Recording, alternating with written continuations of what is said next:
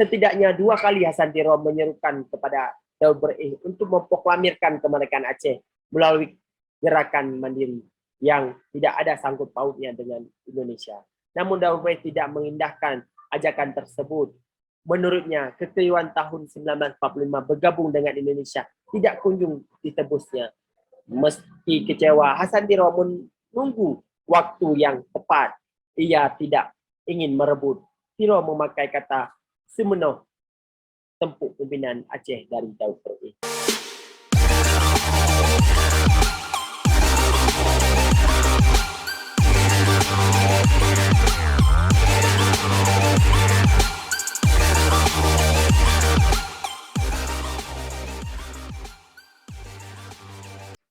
Kesadaran sejarah Aceh. Daud Berih punya peran dalam membentuk Hasan Tiro muda. Hasan bin Muhammad Hasan yang lahir di Kampung Tiro, pedalaman Pidi pada 25 September 1925, terdaftar sebagai salah seorang murid cemerlang di madrasah modern yang didirikan Daud Berih tahun 1939. Madrasah itu punya andil menjadikan Hasan Tiro muda seorang nasionalis.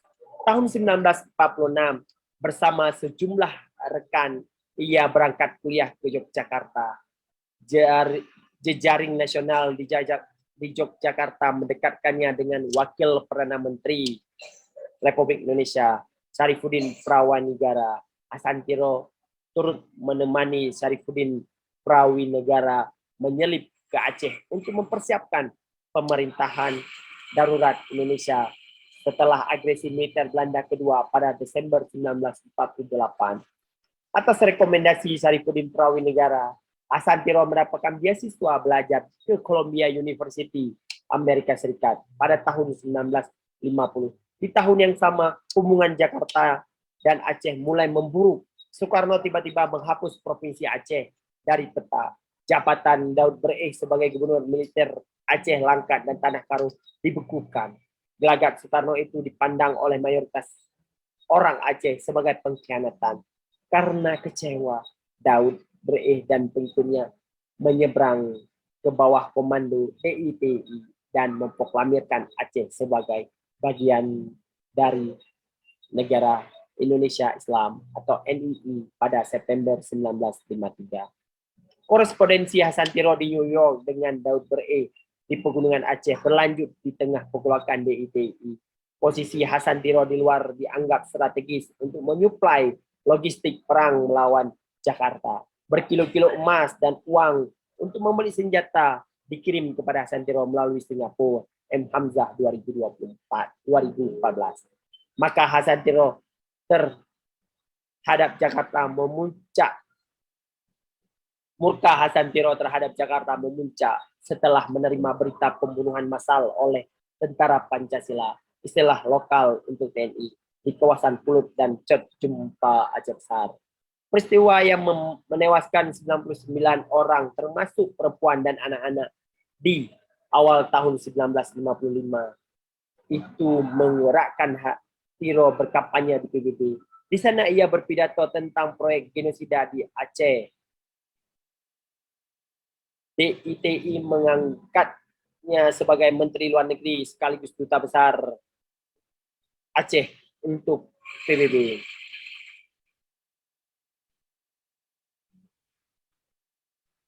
Di sana Hasan Tiro menjadi suara sumbang bagi republik yang belum berdiri. Pada tahun 1958, dia menulis satu risalah berjudul Demokrasi untuk Indonesia, menawarkan format federasi bagi Indonesia yang majemuk. Menurutnya, jika negara kesatuan yang hanya satu-satunya pilihan bagi Indonesia, maka dominasi Jawa adalah keniscayaan. Aksi-aksi politik Hasan Tiro di luar negeri membuat Perdana Menteri Ali Sastroamidjojo gerah dan membukukan paspornya. Meski menyokong gerakan Darul Islam, dia sebenarnya memendam kekecewaan terhadap Daud Berih. Bagi Hasan Tiro, Daud Berih terlalu terpaku pada gagasan Indonesia. Keputusan bergabungnya dengan DITI nilai sebagai kesalahan susulan Berih yang masih percaya Indonesia. dengan gerakan itu, ia hanya ingin mengislamkan Indonesia. Setidaknya 2 kali Hasantiro menyerukan kepada Daud Berih untuk memproklamirkan kemerdekaan Aceh melalui gerakan mandiri yang tidak ada sangkut pautnya dengan Indonesia. Namun Daud Berih tidak mengindahkan ajakan tersebut. Menurutnya, kekeliruan tahun 1945 bergabung dengan Indonesia tidak kunjung ditebusnya.